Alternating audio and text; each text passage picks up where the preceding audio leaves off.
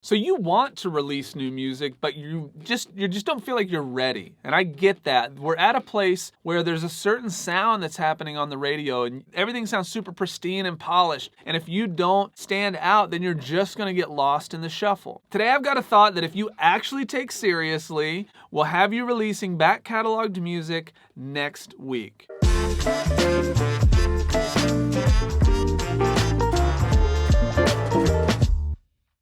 Lennon here with soundandpatternsmusic.com, giving you practical music industry knowledge for the artist that wants to be heard.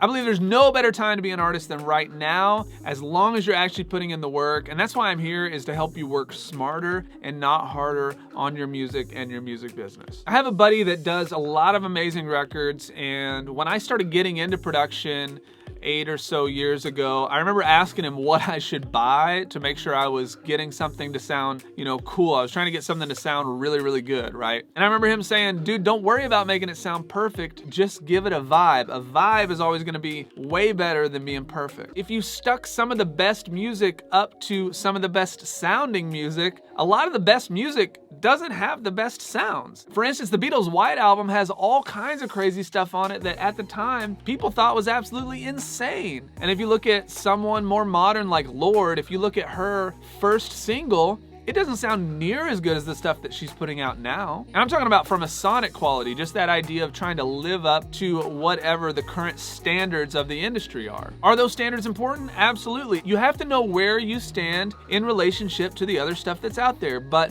the truth is those songs were great and they had a vibe. They went for it, and that's why it worked. It sounds great because the vibe is great. Now I hear you're gonna argue with me and say, oh, but listen to the radio, it all sounds the same. Listen, there are tons of artists out there that are able to make a living doing this deal, and they're not on the radio. You don't hear them on the radio, but that's what works, is people have found this rawness, this uniqueness, something that they can actually connect to, and those artists are able to utilize having that fan base. And on top of that, 9 times out of 10, if an artist goes from, this kind of raw, unique sound and that gets them going, when they do develop and polish their sound, the old fans are like, what happened? You're going for this radio thing now. I loved you when you were this. Why did you change? So why do you think that is? Zach Lynch Bradley said this in an article that he wrote on Medium.com. Over the last 2 decades, the watered-down content of the mainstream media has left huge portions of its audience feeling collectively disenchanted with what is defined as popular music. As this is the modern age, after all, people have become more resourceful and selective in their choices, as well as having a rampant appetite for culture as people gain further accessibility to new ideas. The average person is not stupid. Within them, every person has a philosopher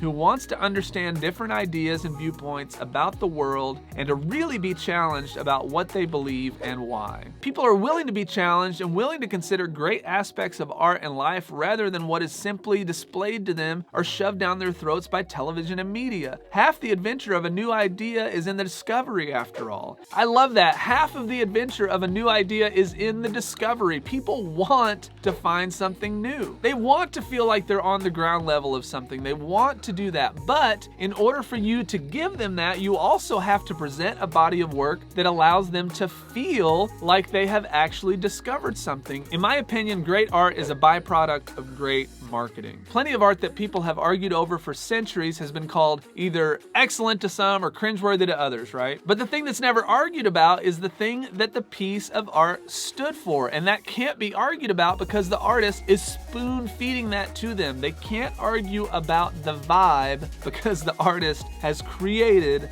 the vibe. All they can then argue about is their opinion. Let's take visual art for an example. 3 points that are commonly used to describe good visual art are as follows. Number 1, the work must be different. Number 2, the work must be visually appealing. And number 3, the work must be culturally relevant. Different, appealing, and relevant. To me, that just says it's got to have a vibe. And what's a word that's not used in there? Perfect. There are so many things that can be pulled from these days to make something that's different, to make something that is appealing and that is relevant to multiple cultures, right? It's a beautiful, beautiful thing that we have in this day and age. And because of things like the internet, because of things like what's sitting in front of me right now, a camera, we can put those things into the world, and those things can be discovered if we're strategic about how we do the work. So the question becomes, why wait for perfection when you could be utilizing your imperfections to your advantage? Hear me here, odds are your version of what perfection actually is based entirely off of you comparing your art to someone else's. Why wait when you could be creating fans now? Why wait when you could be making art now? Why wait when you could be not only cutting your teeth, but also building a body of work to show? Why wait? A while back, I released a video with Cody Warner, who's an awesome creator here on YouTube. We talk about why you should continue to make sucky music. I think this video is really appropriate for you to watch after this one. So go ahead, click on that link, and I'll see you in that video.